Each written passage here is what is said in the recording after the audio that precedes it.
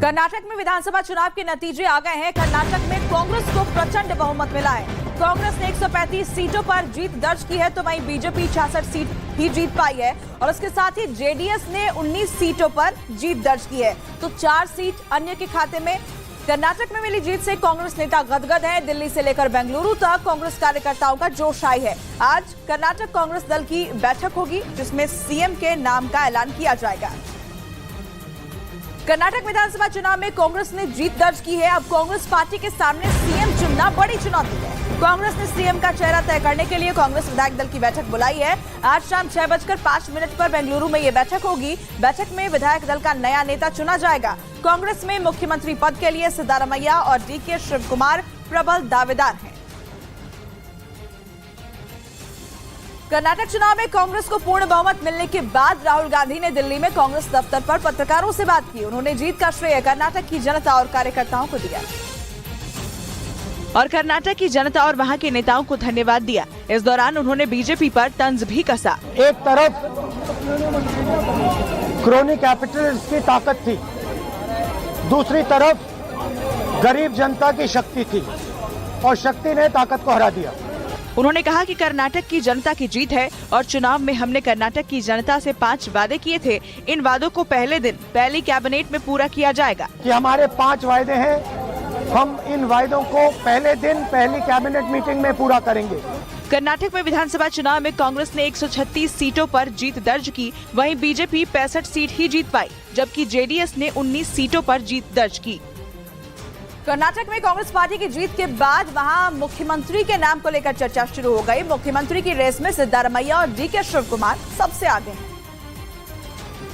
लेकिन अभी तक साफ नहीं हो पाया कि कर्नाटक का अगला मुख्यमंत्री कौन बनेगा। हालांकि कर्नाटक जीत के बाद सिद्धारमैया और डीके शिवकुमार के साथ कांग्रेस अध्यक्ष मल्लिकार्जुन खड़गे की एकजुटता की तस्वीर सामने आई, जिसमें रणदीप सुरजेवाला, केसी वेणुगोपाल भी नजर आए।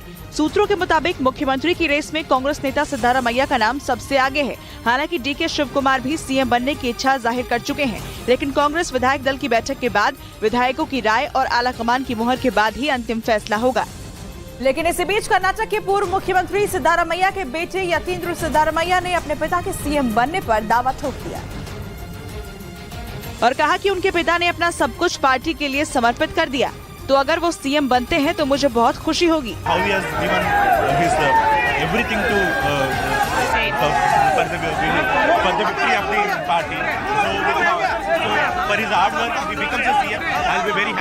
कर्नाटक कांग्रेस के अध्यक्ष डीके शिवकुमार ने कनकपुरा सीट से जेडीएस के बी नागराजू को 1,22,392 मतों से हराया, जबकि पूर्व मुख्यमंत्री और कांग्रेस के वरिष्ठ नेता सिद्धारमैया ने वरुणा सीट से बीजेपी के वी सोमन्ना को 46,163 मतों से हराया।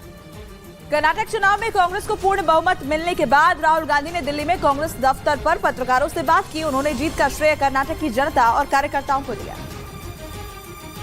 और कर्नाटक की जनता और वहां के नेताओं को धन्यवाद दिया। इस दौरान उन्होंने बीजेपी पर तंज भी कसा। एक तरफ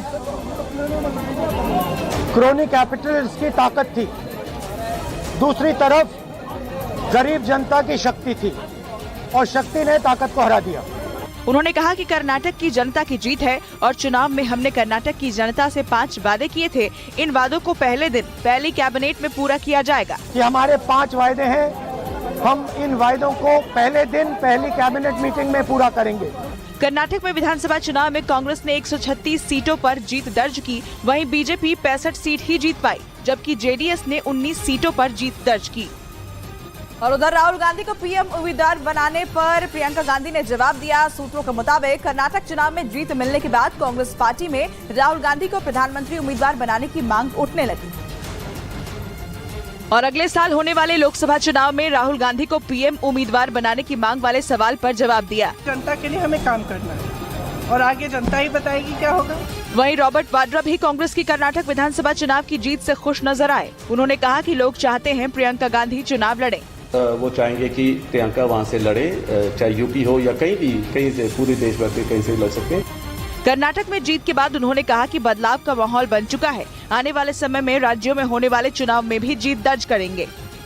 कर्नाटक विधानसभा चुनाव में बीजेपी की हार के बाद सीएम बसवराज बोम्मई ने अपना इस्तीफा दे दिया। उन्होंने राज्यपाल थावरचंद गहलोत को अपना इस्तीफा सौंपा।